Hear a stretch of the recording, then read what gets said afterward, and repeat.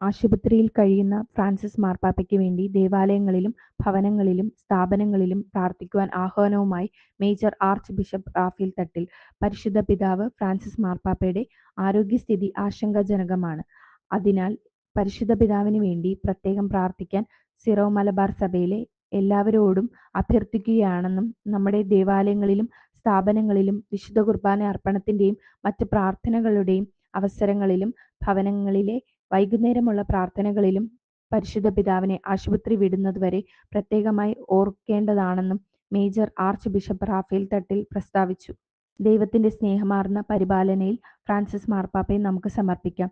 നമ്മുടെ അമ്മയായ പരിശുദ്ധ കന്യകാമറിയത്തിന്റെയും മാർ തോമാശ്ലീഹായുടെയും നമ്മുടെ സഭയിലെ വിശുദ്ധരുടെയും വാഴ്ത്തപ്പെട്ടവരുടെയും മാധ്യസ്ഥം ചെയ്യാമെന്നും major arch bishop Raphael Thattil പ്രസ്താവനയിൽ ഓർമ്മിപ്പിച്ചു. അതേസമയം ഫ്രാൻസിസ് പാപ്പായുടെ ആരോഗ്യസ്ഥിതിയിൽ പുരോഗതിയുണ്ടെന്നാണ് പുറത്തുവരുന്ന വിവരം. കഴിഞ്ഞ രാത്രിയിൽ പാപ്പ നന്നായി വിശ്രമിച്ചുവെന്നും രാവിലെ ഉണർന്നെഴുന്നേറ്റ് അദ്ദേഹം പ്രഭാത ഭക്ഷണം കഴിച്ചുവെന്നും വത്തിക്കാൻ പ്രസ് ഓഫീസ് അറിയിച്ചു. ഫെബ്രുവരി 19 ബുധനാഴ്ച രാവിലെ പുറത്തുവിട്ട സന്ദേശത്തിലാണ് പാപ്പയുടെ ആരോഗ്യസ്ഥിതി സംബന്ധിച്ച വിവരങ്ങൾ വത്തിക്കാൻ വ്യക്തമാക്കിയത്.